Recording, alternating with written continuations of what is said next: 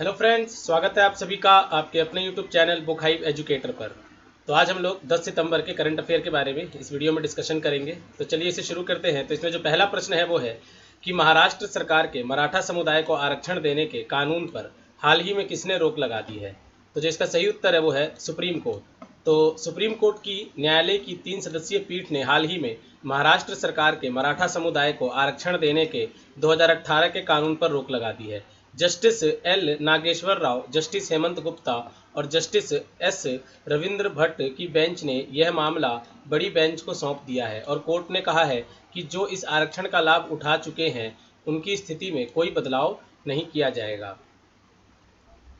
तो अब आते हैं दूसरे प्रश्न पर। तो दूसरा प्रश्न है कि नेशनल स्टैटिस्टिकल ऑफिस की साक्षरता पर एक रिपोर्ट में 96.2% साक्षरता के साथ कौन सा राज्य देश का सबसे साक्षर राज्य बन गया है।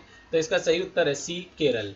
तो नेशनल स्टैटिस्टिकल ऑफिस की साक्षरता की एक रिपोर्ट में 96.2% साक्षरता के साथ एक बार दोबारा केरल राज्य देश का सबसे साक्षर राज्य बन गया है, जबकि 66.4% के साथ आंध्र प्रदेश सबसे कम साक्षरता वाला राज्य रहा है। जबकि इस रिपोर्ट में दूसरे स्थान पर दिल्ली, उत्तराखंड तीसरे स्थान पर, हिमाचल प्रदेश चौथे और असम पांचवें स्थान पर रहा है। वहीं सबसे खराब प्रदर्शन के मामले में राजस्थान देश के दूसरे स्थान पर रहा है।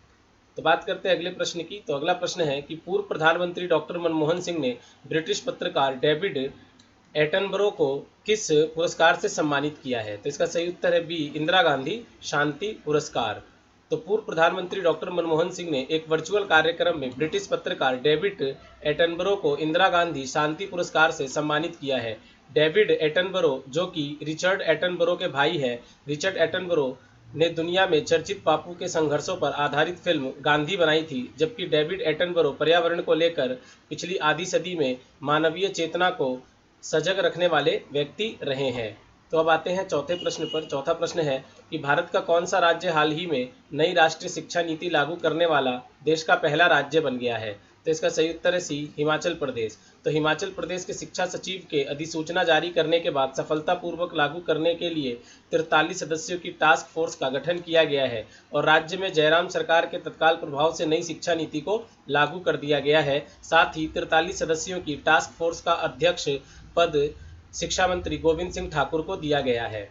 तो अब आते हैं अगले प्रश्न पर। अगला प्रश्न है कि आंध्र के अनंतपुर से दिल्ली के लिए भारत की कौन सी और दक्षिण भारत की पहली किसान रेल की शुरुआत की गई है। तो इसका सही उत्तर है बी, दूसरी। तो श्री तोमर, श्री रेड्डी व श्री अंगड़ी ने देश की अर्थव्यवस्था को मजबूत करने के उद्देश्य से आंध्र के अनंतपुर से दिल्ली के लिए भारत की दूसरी और दक्षिण भारत की पहली किसान रेल की शुरुआत की है। इस रेल के द्वारा आंध्र प्रदेश राज्य के प्रसिद्ध मशहूर फल देश में आसानी से पहुंचेंगे। साथ ही राज्य के मुख्यमंत्री श्री रेड्डी ने कहा कि बागवानी में आंध्र प्रदेश का महत्वपूर्ण स्थान है। आंध्र प्रदेश का टमाटर, पपीता, कोको और चिली के उत्पादन में पहला स्थान है।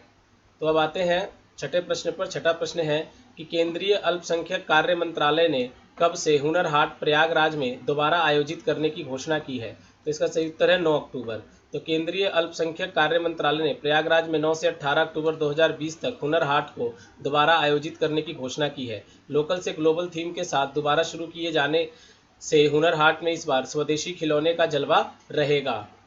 तो अब आते हैं अगले प्रश्न पर। सातवां प्रश्न है कि नरेंद्र सिंह तोमर ने हाल ही में भारत के कितने राज्यों में 22 बांस समूहों को लॉन्च किया है। तो इसका सही उत्तर है 9। तो इन राज्यों की अगर हम बात करें तो ये राज्य है मध्य प्रदेश, गुजरात, महाराष्ट्र, ओडिशा, असम, नागालैंड, त्रिपुरा, उत्तराखंड और कर्नाटक। तो इसमें 22 बांस समूहों को लॉन्च किया है, जिससे केंद्र सरकार सभी छोटे बड़े उद्योग, खेती-बाड़ी और नवाचारों को बढ़ावा दे रही है। तो अब आते हैं आठवें प्रश्न पर। आठवां प्रश्न है, निम्न में से किस मंत्रालय की ई संजीवनी टेलीमेडिसिन सेवा ने 3 लाख टेली कंसल्टेंसी का आंकड़ा पार कर लिया है।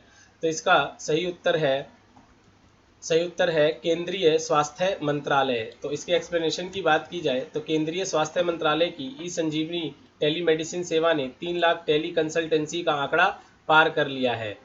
ई संजीवनी को अब तक भारत के 23 राज्यों में लागू किया गया है, जबकि केवल तमिलनाडु में 97,204 कंसल्टेशन का योगदान दिया है। तो आते हैं अगले प्रश्न पर। 9वां प्रश्न है, 10 सितंबर को विश्व भर में कौन सा दिवस मनाया जाता है।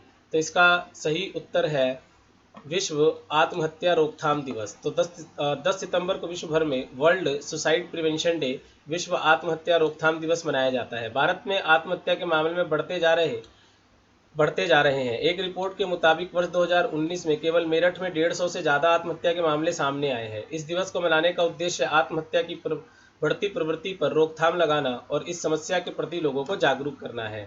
तो आते हैं 10वें प्रश्न पर। 10वां प्रश्न है कि नेशंस कप में स्वीडन के खिलाफ किस फुटबॉल खिलाड़ी ने अपना 100वां इंटरनेशनल गोल पूरा कर लिया है? तो इसका सही उत्तर है क्रिस्टियानो रोनाल्डो। तो 10 महीने के लंबे समय के बाद हाल ही में नेशंस कप में स्वीडन के खिलाफ 45वें और 72वें मिनट में 2 गोल करके अपनी टीम को मैच जिताते हुए क्रिस्टियानो रोनाल्डो ने अपना 100वां इंटरनेशनल गोल पूरा कर लिया है। साथ ही वे 165 मैच में 101 इंटरनेशनल गोल करने के साथ विश्व के दूसरे और यूरोप के पहले खिलाड़ी बन गए हैं, जबकि ईरान के अली दई 149 मैच में सबसे ज़्यादा 109 इंटरनेशनल गोल करके पहले स्थान पर है। तो दोस्तों अब हम लोग 10 सितंबर के ऐतिहासिक घटनाओं के बारे में चर्चा करते हैं। तो 1785 प्रशिया ने अमेरिका के साथ व्यापार समझौते पर हस्ताक्षर किया। 1846 एलियस होवे ने सिलाई मशीन का पेटेंट कराया। 1847 हवाई द्वीप में पहला थिएटर खुला। 1914 फ्रांस एवं जर्मनी के बीच मारने का युद्ध समाप्त हुआ।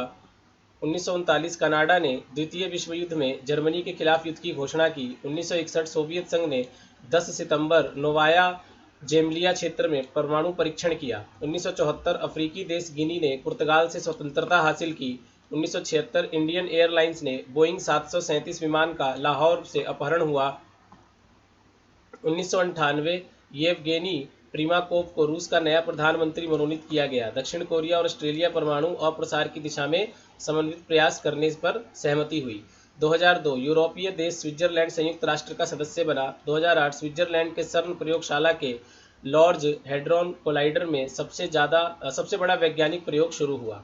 तो दोस्तों ये हमारे 10 सितंबर के करंट अफेयर और ऐतिहासिक बिंदु थे। तो आप लोग हमारे इस वीडियो को शेयर करें, लाइक करें और हमारे चैनल को सब्सक्राइब जरूर कर दें और बेल आइकन को दबाना ना भूलें, ताकि इस तरह के सभी इन्फॉर्मेशंस या इंपॉर्टेंट वीडियोस आप तक पहुंचती रहे।